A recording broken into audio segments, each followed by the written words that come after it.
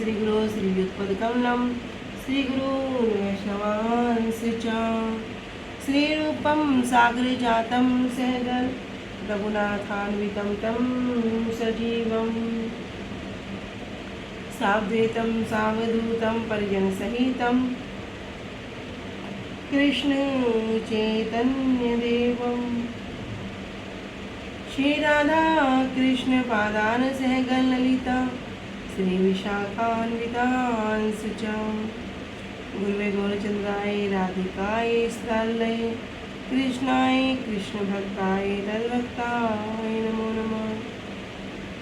नमो विष्णुपादाय कृष्ण प्रेष्ठाय भूतले श्री श्रीमद् भक्ति वेदांत श्री श्रीधर गोस्वामी नामिने।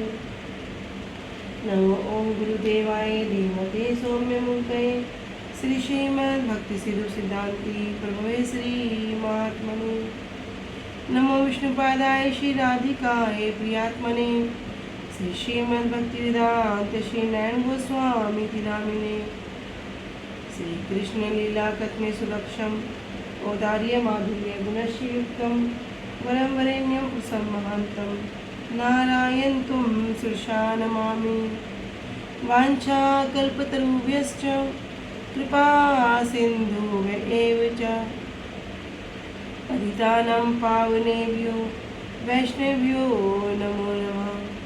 पंचतत्त्वात्मकृष्णं भक्तरूपं स्वरूपकं भक्तावतारं भक्ताख्यं नमामि भक्तशक्तिकं।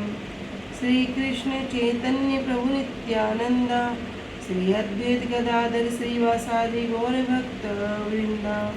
हरे कृष्ण कृष्ण कृष्ण हरे हरे हरे राम राम राम हरे हरे। सर्वप्रथम श्री गुरुदेव जो विष्णुपाद अष्टोत्तर शत श्री श्रीमद् भक्ति वेदांत श्री श्रीधर गोस्वामी महाराज जी के श्री अभय चरण सरोज में अनंत कोटि दंड प्रणाम ज्ञापित करती हूँ। तदुपरांत मेरे परम गुरुदेव जय नित्य लाभ परविष्ट ओम विष्णुपाद अष्टोत्तर शत श्री श्रीमद् भक्ति सिद्धि सिद्धांति गोस्वामी महाराज जी एवं जय नित्य लाभ परविष्ट ओम विष्णुपाद अष्टोत्तर शत श्री श्रीमद् भक्ति वेदांत श्री नारायण गोस्वामी महाराज जी के श्री अभय चरण सरोज में श्रद्धा पुष्पांजलि अर्पण करते हुए उनसे अहेतुक कृपा की वांछा करती हूँ। उपस्थित वैष्णव जन भक्ति माता पिता भाई बहन सभी के चरणों में यथा योग्य दंड प्रणाम स्वीकार। सभी को हरे कृष्णा दंडवत प्रणाम।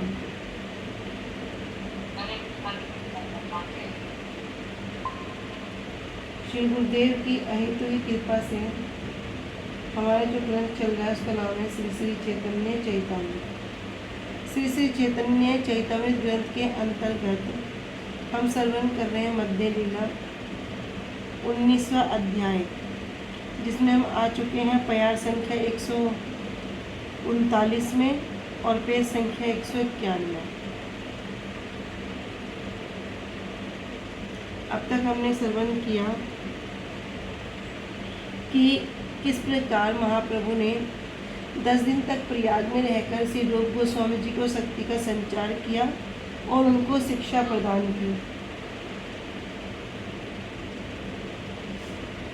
महाप्रभु कह रहे हैं कि हे रूप सुनो, मैं क्या करूँगा, भक्ति के जो लक्षण हैं उसको सूत्र रूप में वर्णन करूँगा, मतलब संक्षेप में वर्णन करूँगा, क्योंकि इसका विस्तार से वर्णन नहीं किया जा सकता। क्यों नहीं किया जा सकता? कह रहे जो भक्ति रस का जो सिंधु है, जो समुद्र है, उसका छोर रहित है, कोई किनारा ही नहीं है, और जो इसकी गहराई है उस गहराई को भी कोई जान नहीं सकता है।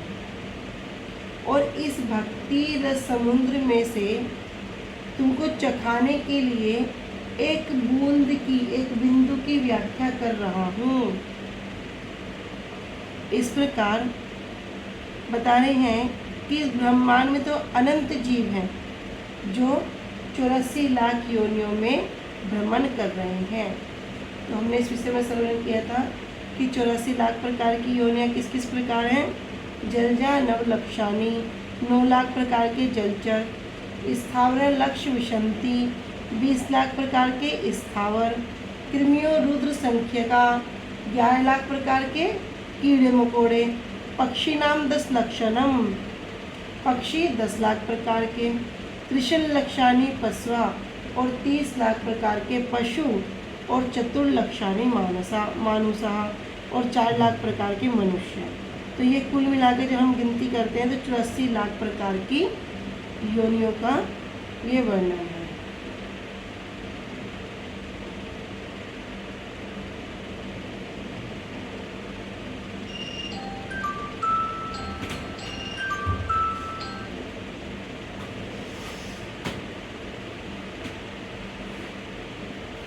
आगे कह रहे हैं केस अग्र सत एक भाग पुनः सत अंश करी तार सम सूक्ष्म जीवेर स्वरूप विचारी। केसाग्र मतलब केस के अग्र भाग, जो बाल की जो नोक होती है, केस का जो अग्र हिस्सा होता है, कह रहे सत एक, उसको क्या करो 100 भाग कर दो। बाल के आगे के हिस्से के 100 भाग कर दो। कह रहे पुनः शतांश करी, फिर उस जो एक भाग किया उसके फिर से 100 भाग कर दो। कह रहे तार सम सूक्ष्म जीवेर स्वरूप विचारी। कह रहे वो जो बाल का जितना अंश है ना, जो दिखने का भी नहीं, इस प्रकार का जीव है। तो जीव उस प्रकृति का है कि जीव की जो लंबाई चौड़ाई बता रहे, कैसी बाल का जो अगला भाग है उसके 10,000वें हिस्से के बराबर है। केस के अग्र भाग को 100 भागों में बांटने के बाद उसके एक भाग को पुनः 100 भागों में बांटने पर उस एक भाग के समान सूक्ष्म जीव का स्वरूप है। तो आत्मा का स्वरूप कितना सा है? कह रहे एक केस के अग्र भाग के 10,000वें हिस्से के बराबर। सबके अंदर जो जीव का आत्मा का जो स्वरूप है वो इतना ही है, चाहे वो एक हाथी के अंदर हो, चाहे वो एक चींटी के अंदर हो, सबके अंदर वो उतना ही है।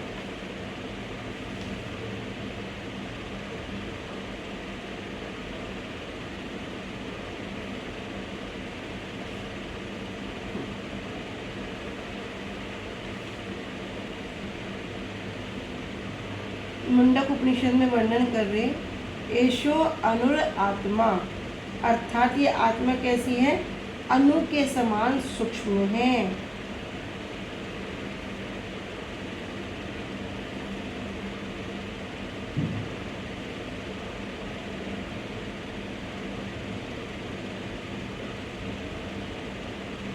फिर कह रहे हैं केसाग्र सतभागस्य शतांशग्र सात्मकः जीवा सूक्ष्म स्वरूपयो अयम संख्याति तो ही चित्कन। केस अग्र सतभागस्य, केस के अग्र भाग के 100 भाग करने पर एक भाग के पुनः 100वें अंश के समान स्वरूप ही जीव का सूक्ष्म स्वरूप है। संख्यातीत तो ही चित्कन, जीव चित्कन और संख्यातीत है, असंख्य है। बालाग्र सतभागस्य सतधा कल्पितस्य च भागो जीवा सविज्ञ इति चाह पराश्रुतिः। अभी ना जो जीवात्मा है उसका स्वरूप कैसा है, वो कितनी है, उसके विषय में ही हम वर्णन कर रहे हैं। अमृत प्रभु भाष्य में कह रहे हैं श्री भक्ति विनोद ठाकुर जी, बाल अग्र सतभागस्य कि बाल की नोक के सतभागस्य एक 100 भाग का सद्धा कल्पितस्य चा कि उसको क्या करो कल्पितस्य उसको बांट कर भागो जीवा स विज्ञ इति चाह पराश्रुति। भाग मतलब उस एक सूक्ष्म भाग का जीव विज्ञ उसको समझना चाहिए।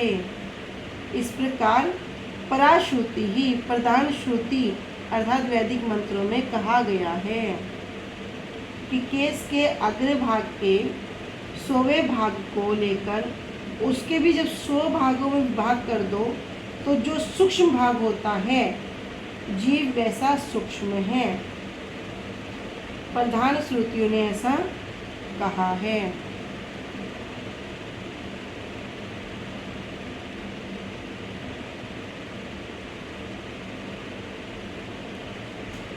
श्रीमद् भागवतम में वर्णन है सूक्ष्म सूक्ष्मानाम अप्य अहम जीवः, सूक्ष्म वस्तु अर्थात अणुओं के मध्य में जीव आत्मा हूँ।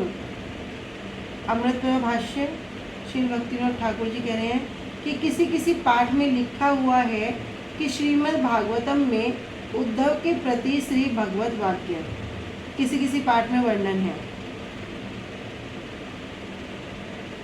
क्या कह रहे? गुणी नाम अप्यम सूत्रम महताश्च महान हम सूक्ष्मा नाम अप्य अहम जीवो दुर्जन्य अहम मना, कि सूक्ष्म गणों में मैं भगवान हूँ, मतलब यहाँ भगवान कह रहे सूक्ष्म गणों में जीव भेदाभेद प्रकाश हूँ। भगवान की विभूतियों का श्रवण करने की इच्छा करने पर श्री उद्धव जी के प्रति श्री कृष्ण की उक्ति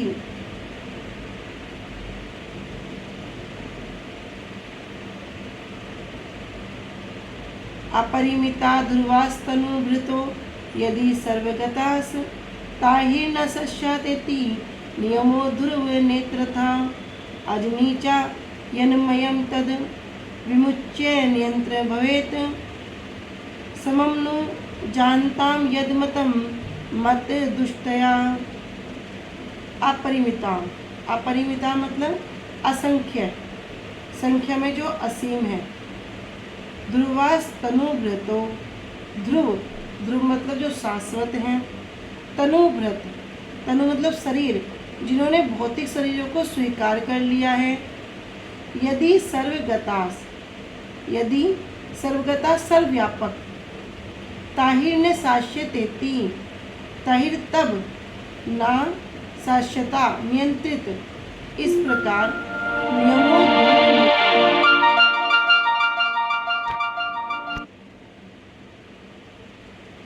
नियमों जो नियम है ध्रुव हे परम सत्य, ना इतरथा ना किसी और प्रकार से नहीं, अन्यनी चा यन्मयम उत्पन्न हुए हैं।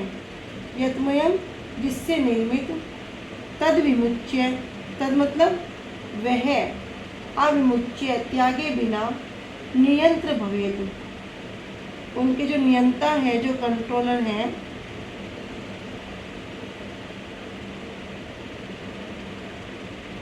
समम अनुजानताम, समम मतलब सभी दृष्टियों में समान, अनुजानताम जो क्या करते हैं, इस दार्शनिक गणना का अनुसरण करते हैं। यत अमतम मत दुष्टया, हे प्रभु यद्यपि भौतिक देह धारण करने वाले सब जीव आध्यात्मिक है और संख्या में अनंत हैं। आध्यात्मिक कैसे? सबका स्वरूप क्या है? भगवान का दास होना, और संख्या में अनंत भी हैं। किंतु यदि वे सर्वव्यापक होते तो उनका आपके अधीन होने का प्रश्न ही नहीं उठता। किंतु यदि उन्हें सनातन रूप से अस्तित्व में रहने वाले आध्यात्मिक पुरुष के कण के रूप में, अर्थात आप सर्वोपरि आत्मा के अंश के रूप में स्वीकार करें, तो हम इस निष्कर्ष पर पहुँचेंगे कि वे सदैव आपके नियंत्रण के अधीन हैं। यदि सारे जीव इतने से संतुष्ट हो जाएं कि आध्यात्मिक कणों के रूप में भी आपके समान है। भगवान क्या है? भगवान षड ऐश्वर्य पूर्ण है, हम भगवान का अंश है, वो षड ऐश्वर्य हमारे अंदर में है, लेकिन भगवान विभू है और हम अनु हैं। तो वे अनेक वस्तुओं के जो नियंता के रूप में सुखी हो जाएंगे। और यह निर्णय दोषपूर्ण है कि जीव और पूर्ण पुरुषोत्तम भगवान एक हैं, कि जीव और भगवान में कोई भेद नहीं है, ये भी क्या है? दोषपूर्ण है। जीव जीव ही रहेगा, भगवान भगवान रहेंगे। जीव अपनी नित्य मुक्त अवस्था में हो या बद्ध अवस्था में हो, वो जीव ही रहेगा, भगवान का दास ही रहेगा। तो यहाँ कह रहे हैं ध्रुव सर्व आश्रय, यदि सभी अनंत शरीरधारी जीव ध्रुव अर्थात आपसे उत्पन्न होकर परम नित्य और सर्वव्यापी होते, तो फिर उनका आपके शासन के अधीन रहने का नियम नहीं होता। यदि जीवों को अनु सामान्यता नित्य कहकर स्वीकार किया जाए, तभी भी वे आपके अधीन होते हैं। किस प्रकार उदाहरण दे रहे, अग्नि रूप से चिंगारी रूप, कि जो अग्नि जल रही है उसमें जो छोटे छोटे कण निकल रहे चिंगारी के, वो आ कहाँ से रहे हैं? आ तो अग्नि से रहे हैं। यदि अग्नि ना हो तो उन चिंगारी का क्या अस्तित्व हो? तो यहाँ इसलिए बता रहे हैं कि हम सब जो जीव हैं कौन है? भगवान के नित्य दास हैं। आ तो सब भगवान से रहे हैं तो उन्हीं का अंश, बस भगवान विभु रूप में है और हम अनुरूप में हैं। जिन जीवों ने जन्म ग्रहण किया है, आप परितज्य नियंता हैं, कंट्रोलर हैं। इसलिए जो जीव और आपको एक मानते हैं, अब जीव बुद्धि करता है ना, अपनी माया के बद्ध होकर अपना विचार लगाता है, अपनी टीका लगाता है कि भैया अहम ब्रह्मस्मि, मैं भगवान का अंश हूँ, तो मैं कौन हूँ? मैं भगवान ही हो गया। तो विचार लगा लेता है। कह रहे उनका जो ये मत है ये दूषित है, ये सही नहीं है। अनुभाष्य में कह रहे हैं कि जनलोक में ब्रह्म सत्र यज्ञ में श्रवण करने के इच्छुक मुनियों के निकट कुमारों में अन्यतम ब्रह्म ऋषि सनंदन श्रुतियों के द्वारा किए गए भगवत स्तुति का वर्णन कर रहे हैं।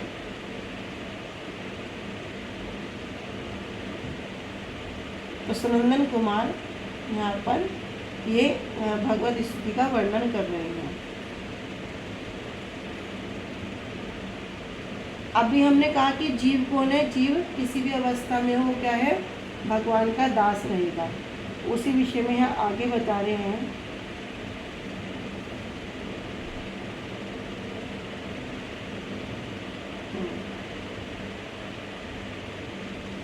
तार मध्य स्थावर जंगम दुई भेद, जंगम में त्रियक जल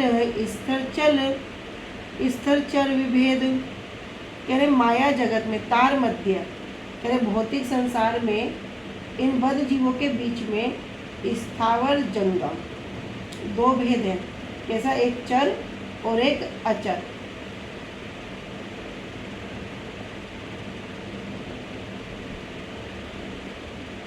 जंगम क्या होगे? जो चलने फिरने में सक्षम है, और स्थावर क्या होगे? जो एक जगह पर है। जंगम में त्रियक जल स्थल चर विभेद, और जंगम में जो चलने फिरने में जो सक्षम जीव हैं, त्रियक जो हवा में घूम सकने वाले जो जीव हैं, जल या फिर जो जल में चल सकने वाले जो जीव हैं, और स्थलचर जो पृथ्वी पर मतलब पृथ्वी पर चलने वाले जो जीव हैं। विभेद इनमें क्या है? तीन प्रकार की श्रेणी बता रहे हैं। कह रहे असंख्य जीवों के दो विभाग कर दिए। पहला हो गया चर और अचर। चर जीवों में पक्षी आ गए, जलचर और पशु आते हैं। चर और अचर में पक्षी, जलचर और पशु आ गए।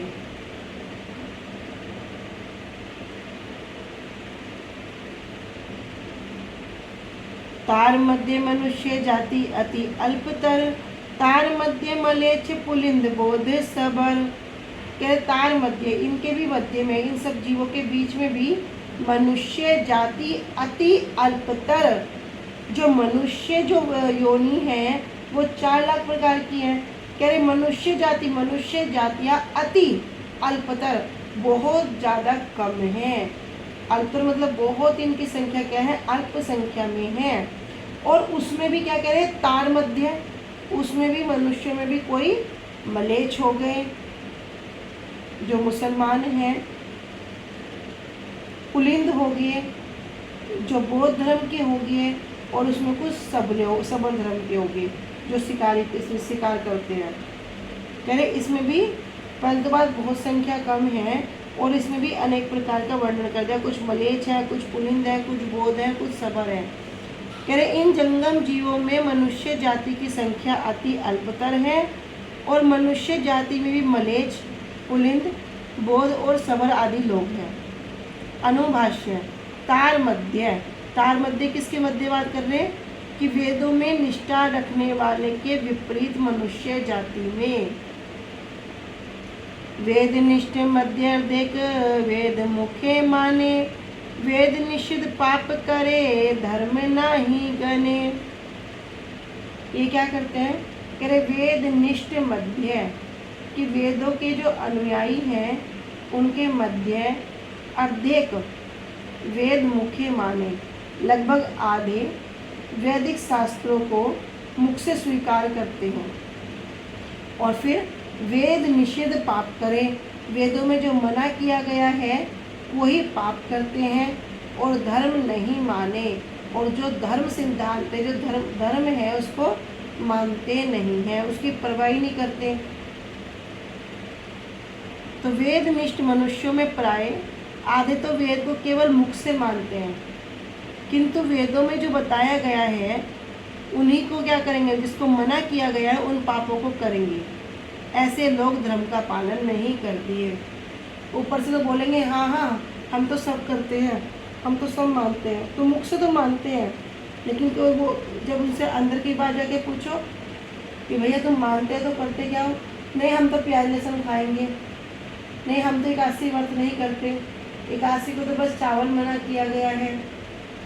तो वे क्या करेंगे? जो भी शास्त्रों में जो निषिद्ध है उसको करेंगे और किसी भी धर्म का पालन नहीं करेंगे, लेकिन मुख से कह देंगे हाँ हाँ सब ठीक है हम तो करते हैं। तो जो वेदनिष्ठ में जो मतलब जो वेदों को जानते हैं, हाँ ये हमारे ग्रंथ है, उसमें से भी जो आधे लोग होंगे वो इस प्रकार का कार्य करेंगे। अनुभाष्य मुख से स्वयं वेदनिष्ठ के रूप में स्वीकार करके वेदों के विरुद्ध आचरण करने वाले स्वच्छ आचारी, कुकर्मी और अन्य अभिलाषी हैं। कि मुख से क्या करेंगे? स्वयं को बताएंगे वेदनिष्ठ, हम तो वेदों में बड़े निष्ठा रखते हैं, इस रूप में अपने आप को स्वीकार करेंगे। और आचरण क्या करेंगे? वेदों में जो बताया गया है उसके जो निषिद्ध है उसको आचरण करेंगे, जो मना किया गया है। तो ऐसों को क्या बता रहे कि ये कौन है? स्वच्छ आचारी, अपने इच्छा के अनुसार कार्य करने वाले, कुकर्मी, गलत काम करने वाले, और अन्य अभिलाषी, जिनकी अन्य अन्य प्रकार के भी इच्छाएं हैं। धर्म आचार्य मध्य बहुत कर्मनिष्ठ, कोटि कर्मनिष्ठ मध्य एक ज्ञानी श्रेष्ठ। अभी पहले हमने सुना वेदनिष्ठ, अब कह रहे जो धर्म का आचरण करते हैं धर्म आचारी मध्य बहुत कर्मनिष्ठ, धर्म का आचरण तो करते हैं लेकिन उनके मध्यम के बीच में कर्मनिष्ठ, जो सकाम कर्मों से आकृष्ट है। कोटि कर्मनिष्ठ मध्य एक ज्ञानी श्रेष्ठ, और ऐसे कोटि कोटि जो कर्मनिष्ठ हैं उसमें कौन श्रेष्ठ है? एक ज्ञानी श्रेष्ठ है। हमने जो राय रावण संवाद में सुना था, जो वेदों में निष्ठा रखते हैं इसमें से आधे क्या करते हैं? उसे मुख से तो मानते हैं लेकिन आचरण नहीं करते हैं और धर्म को भी नहीं मानते। बहुत से हिंदू यहाँ के बोलेंगे हम तो भगवान को नहीं मानते। अरे जब से हमने भगवान की पूजा शुरू करी हमें दुख ही दुख आ रहे हैं, जो हमारे भाग्य में होगा वो तो होना ही है, फिर हम क्यों पूजा करें। यहाँ तक कि हिंदू में भी ब्राह्मण भी जो होंगे वे भी इस प्रकार की बातों को कहते हैं। तो अपने धर्म को नहीं मानते, आचरण कैसे करते हैं? मलेच्छ के जैसा आचरण करते हैं। अरे कुछ भी खाओ, 4 दिन का टाइम है तो खाओ पियो मजे करो, सबके पास 7 दिन का समय है तो पूरा खा पी के खूब अच्छे से मरे। कैसी बुद्धि लगाएंगे? ये नहीं पता भैया वास्तव यात्रा जो शुरू होती है वो मरने के बाद शुरू होती है। श्रीमद् भागवतम क्या सिखा रही है? श्रीमद् भागवतम मरना सिखाती है, किस प्रकार मरा जाए, किस प्रकार मरने से हमारी गति होगी। हम सोचते हैं ये यात्रा है, ये तो एक मेले में आ गए घूमने के लिए, इस मेले में जितनी अच्छी अच्छी वस्तुएं बटोर लोगे उतना आगे काम करेगा, जितनी गंदी गंदी वस्तुएं बटोरोगे उतना आगे दुखी पाओगे। वो कथा सुनते हैं ना, एक बार एक राजा ने क्या किया, अपने कुछ सिपाहियों को बोल दिया कि जाओ बाग में जाओ, बड़े अच्छे अच्छे फल जो तुम्हें पसंद है भर के लाओ। सब गए थैला ले लेके, कोई कुछ भर के लाया, कोई कुछ भर के लाया, कोई कुछ भर के लाया। राजा ने बोला कि क्या क्या लाए हो? कुछ लोगों ने सोचा कि अरे राजा क्या देख रहा है हम बैग में क्या लेके जा रहे हैं। नीचे नीचे क्या किया, आलतू फालतू कुबाड़ा भर लिया, ऊपर ऊपर एक दो फल रख लिए। किसी ने क्या किया, बड़े सुंदर सुंदर फलों को देखा, चुना और उसको रख लिया पास, अच्छे अच्छे फलों को रखा। किसी ने कुछ किया। इस प्रकार जब सब आ गए तो राजा को कहने लगे, राजा जी हम फल ले आए। तो कह रहे अच्छी बात है। राजा ने किसी के फल नहीं देखे। राजा ने क्या किया, सबको एक बंदी गृह में डाल दिया 7 दिन के लिए, कि अब 7 दिन तक एक बंदी गृह में रहो और ये तुम सामान लाए हो ना, तुम्हें इसको ही खाना होगा। अब ये जो अच्छे अच्छे फल लाया था छाँट छाँट के, उसके तो वे 7 दिन आराम से निकल गए। लेकिन जो कुछ लाया ही नहीं था, जो सोचा हमने राजा को पागल बना देंगे, वो कैसा दुखी हुआ। वो उसको सोचता है मैं किस प्रकार ये 7 दिन काटूं, किस प्रकार मैं यहाँ से बाहर निकलूं, मैं किस जंजाल में फंस गया। तो यही सब हम सबकी गति है। हम भी एक इस तरह मेले में आ गए हैं। अब क्या करना है, हमारे ऊपर डिपेंड है हम कितनी अच्छी अच्छी वस्तुओं को इकट्ठा करते हैं और कितनी गंदी गंदी वस्तुओं को बाहर फेंकते हैं। क्योंकि राजा तो सब देख रहा है। राजा ने तो हमें छूट दे दी, भैया अब तुम्हारी छूट है, तुम स्वतंत्र हो, तुम क्या करो अपनी इच्छा से कुछ भी करो। अब कोई जीव उसका गलत फायदा उठाए या अच्छा उठाए, वो बाद में उसी के फल पर डिपेंड होगा। तो वेदों को मानेंगे पर अपने धर्म को वेदों में जो बताया गया है उसको आचरण नहीं करेंगे। फिर जो कुछ लोग धर्म का जो आचरण करेंगे उनमें से ऐसे कुछ कर्मनिष्ठ जो कर्म को मानने वाले होंगे, जिनको सकाम कर्मों के प्रति जो निष्ठा रखेंगे, उसमें भी कुछ ऐसे होंगे जो धर्म का आचरण करेंगे। उन जो सकाम कर्मों में जो निष्ठा रखेंगे उनसे भी बताया भैया ज्ञानी श्रेष्ठ है। ज्ञानी क्यों श्रेष्ठ है? कह रहे कम से कम वो इस संसार से अपनी आसक्ति को हटाकर क्या करेगा, ब्रह्म में लगाएगा। कम से कम इतना तो करेगा, इसलिए वो श्रेष्ठ है। कह रहे कोटि ज्ञानी मध्य है एक जन मुक्त, कोटि मुक्त मध्य दुर्लभ एक कृष्ण भक्त। ऐसे जो कोटि कोटि जो ज्ञानी हैं, करोड़ों करोड़ों जो ज्ञानियां हैं, उन ज्ञानियों में भी है एक जन मुक्त। कोई एक व्यक्ति जाकर मुक्त होता है, करोड़ों करोड़ों में कोई एक जाके मुक्त होएगा। क्योंकि ज्ञानी क्या करते हैं भैया, तो मुक्ति के लिए जो अपनी सिद्धि प्राप्त करने की कोशिश करते हैं। और ऐसे कोटि मुक्तों में भी, मतलब उनमें भी जो कोटि मुक्त हैं, उन करोड़ों करोड़ों मुक्तों में भी उनके बीच में दुर्लभ एक कृष्ण भक्त, एक कृष्ण भक्त बड़ा दुर्लभ है। करोड़ों ज्ञानियों में से कोई एक व्यक्ति मुक्त होता है और उन करोड़ों मुक्तों में भी एक कृष्ण भक्त बड़ा दुर्लभ होता है।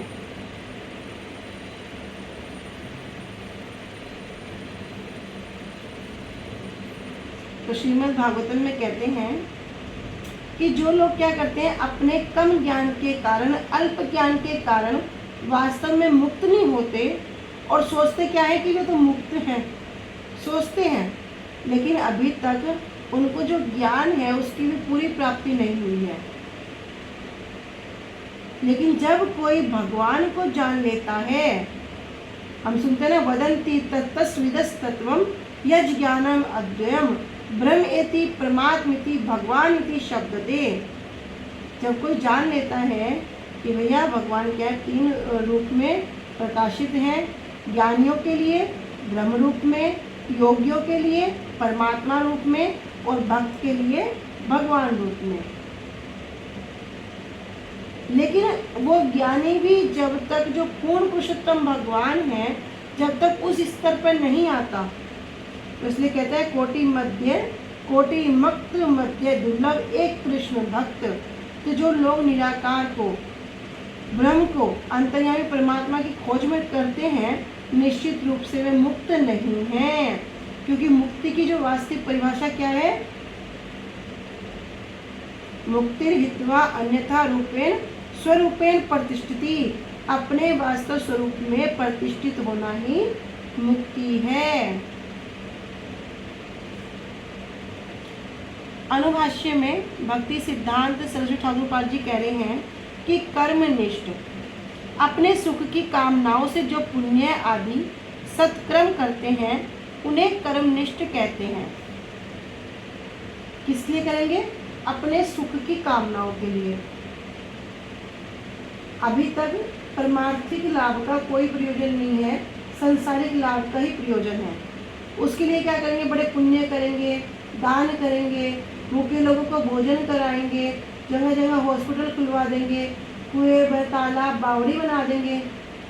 तो इस प्रकार के जो पुण्य आदि में लगेंगे उन्हें कहेंगे कर्मनिष्ठ ज्ञानी। पुनः ऐसे करोड़ों कर्मनिष्ठों में से जो निष्काम कल्पना से कोई ही अपने कर्म फलों को त्याग करता है, इस प्रकार के व्यक्ति को भी कर्मनिष्ठ कहा जाता है। ऐसे करोड़ों कर्मनिष्ठों में से जो सतगुण में स्थित होकर, 3 प्रकार के गुण है, सतोगुण, रजोगुण और तमोगुण। सतगुण में स्थित होकर क्या करते हैं? रजोगुण और तमोगुण को दूर करने के लिए प्राकृत पुण्य और पाप। प्राकृत समझ में आ गया? प्राकृत मतलब जो जड़ है, जो नित्य वस्तु नहीं है। कह रहे ऐसे पुण्य और पाप दोनों प्रकार की अवस्थाओं से हटकर आत्मा की निर्मलता का अनुसरण करने के लिए प्रकृति से अतीत, प्रकृति से परे अभेद ब्रह्म अनुसंधान में रत होता है, वही ज्ञानी है। अभेद ब्रह्म अनुसंधान में रत होता है, वही क्या है? वही ज्ञानी है। और ऐसे करोड़ों ज्ञानियों में कोई ज्ञान मार्ग में सतगुण में आश्रित होकर सम, दम आदि 6 प्रकार के साधन आदि रूपा मिश्रा और विद्या भक्ति मूलक सत्कर्मों का अनुष्ठान करते हैं। फिर द्वैत बुद्धि से अपने इन उपायों को भी असंपूर्ण मानकर उनका त्याग कर देते हैं। इस प्रकार अनित्य और असत्य साधन को ही नित्य सिद्ध के कारण रूप में जानकर उस साधन के फल से अंत में वे अभिमान करते हैं कि मैंने अपनी बद्ध अनुभूति से मुक्ति अर्थात ब्रह्मभूत स्वरूप प्राप्त कर लिया है, कि मैंने अपनी बद्ध अवस्था को त्याग कर दिया और अब मैं किस स्वरूप में हूँ? ब्रह्मभूत स्वरूप को मैंने प्राप्त कर लिया। उसी के उद्देश्य से वे अद्वैत विचारों से दृष्टा, दर्शन और दृश्य अथवा ज्ञाता, ज्ञान और ज्ञेय के वैशिष्ट्य का लोप करते हैं। वैसे अचित, मिश्रातीत, केवल चिन्मयवादी ज्ञानी ही मुक्त कहे जाते हैं। ऐसे करोड़ों मुक्तों में भी श्री कृष्ण भक्त विरले हैं। तो सार वस्तु क्या आई? कृष्ण भक्त। भक्ति किसकी करो? राधा कृष्ण की, युगल सरकार की। लेकिन इससे पहले जितना भी भ्रमण करोगे कर्म के लिए, ज्ञान के लिए, वेदों में निष्ठ होकर इधर उधर वेदों की बातों का आचरण ना करके जितना भी सब करोगे, सब क्या है? सब जीरो है। जाना कहाँ पड़ेगा? सार वस्तु पे। जब तक कोई सार वस्तु को ग्रहण नहीं करेगा उसको तृप्ति नहीं होगी।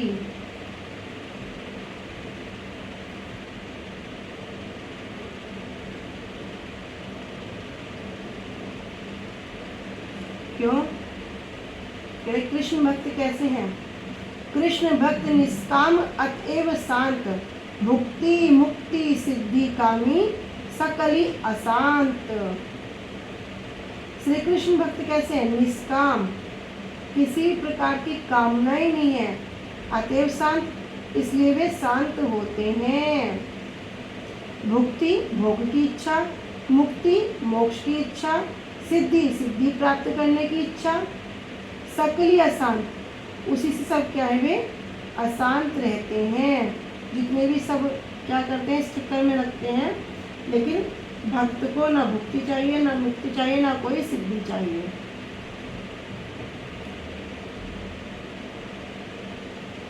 क्यों? कर्मी भौतिक भोग चाहेगा, ज्ञानी मुक्ति चाहेगा और योगी सिद्धि चाहेगा।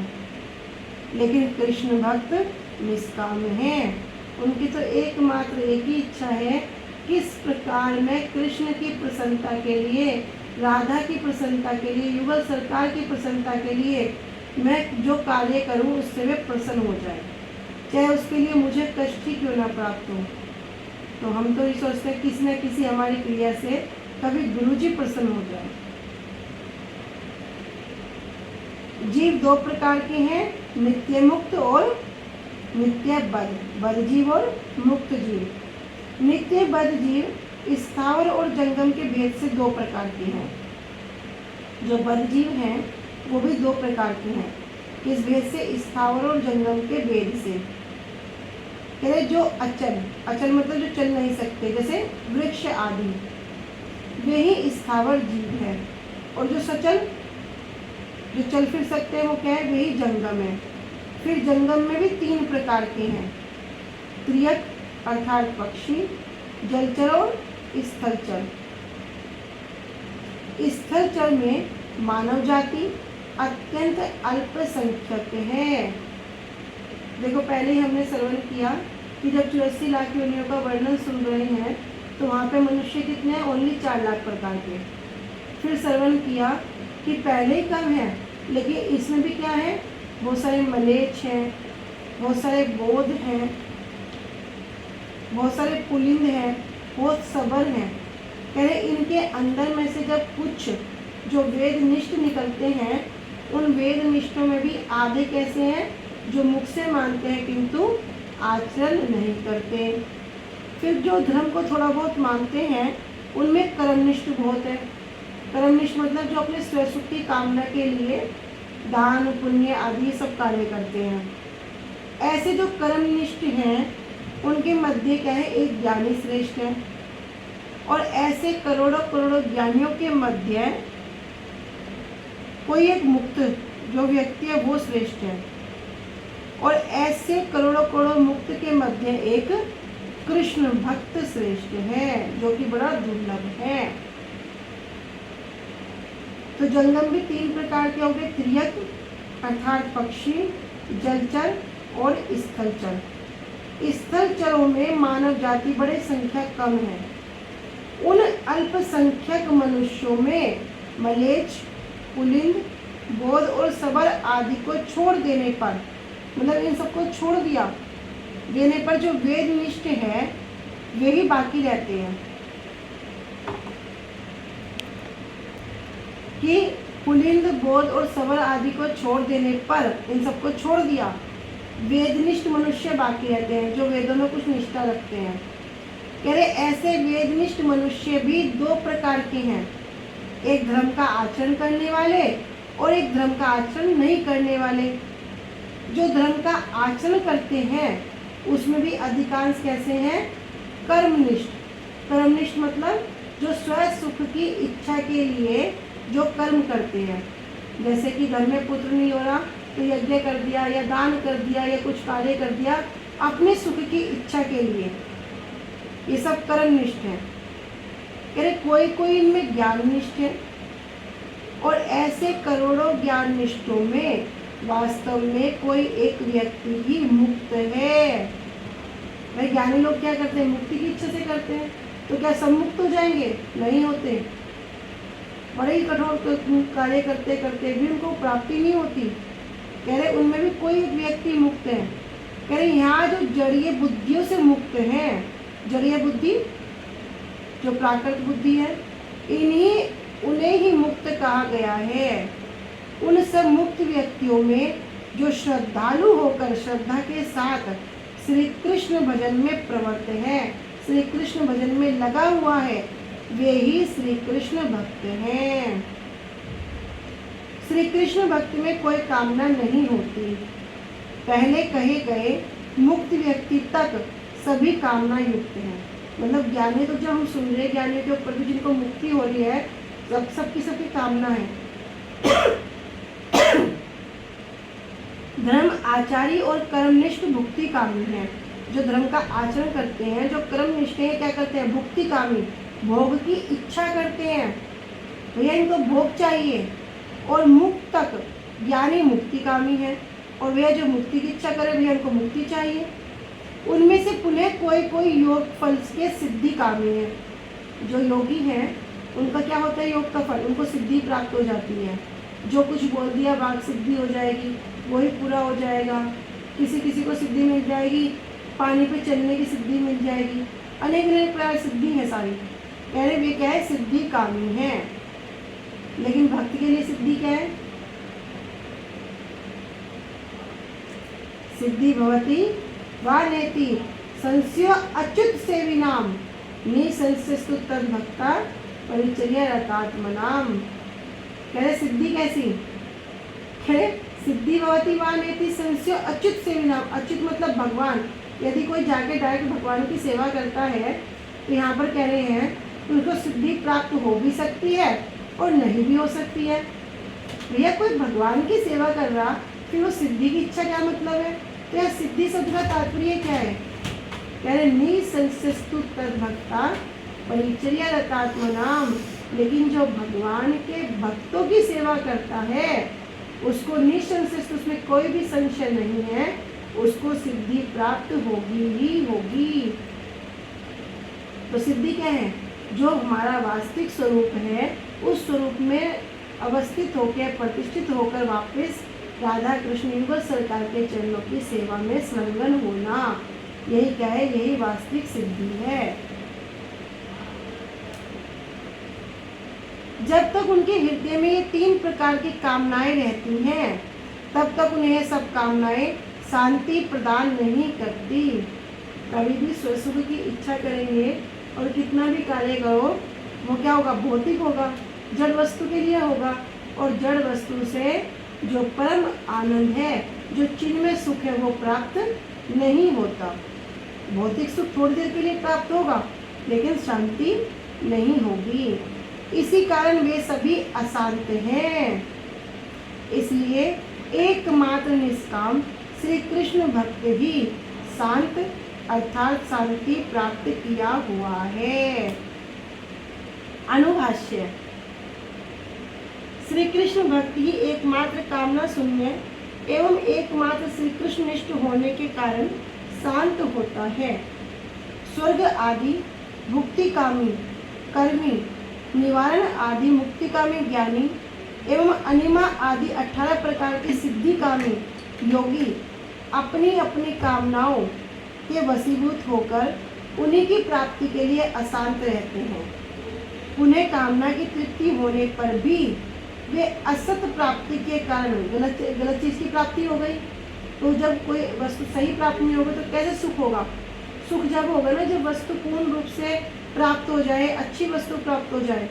अब कोई व्यक्ति समुद्र में विचरण कर रहा है, बहुत समय तक घूमता रहा, समुद्र के रत्नाल्य है लेकिन ढूंढ के क्या लाया है? कांच का टुकड़ा। उसे सुख मिलेगा?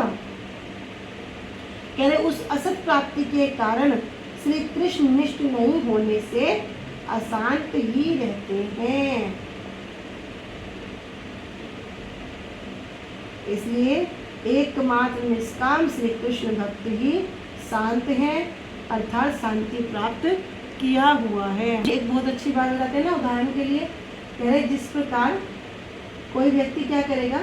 खुद को सजा लो, खुद को बड़ा सुंदर सजा लिया, अब वो आईने के सामने खड़ा हो गया तो क्या जो आईने के अंदर जो खड़ा है उसको सजाना पड़ेगा?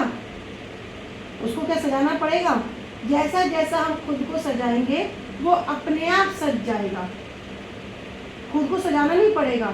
ऐसे गुरुजी कहते हैं कि जब कोई ऐसी कृष्ण भक्ति करेगा, कृष्ण को आनंद देने के लिए चेष्टा करेगा, उनके नाम को करेगा, तो हमें सुख ढूंढने की इच्छा नहीं होगी।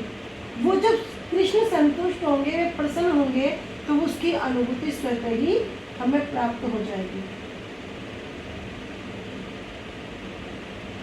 आज हम यहीं तक रखते हैं। वांछा कल्पतरुभ्यश्च कृपा सिन्धुभ्येव च पतितानां पावनेभ्यो वैष्णवेभ्यो नमो नमः। श्री गुरुदेव की जय। अनंत कोटि वैष्णव वृंद की जय। निताई गौर प्रेमानंदे। हरि हरि बोल। हरे कृष्णा। सभी को दंडवत प्रणाम।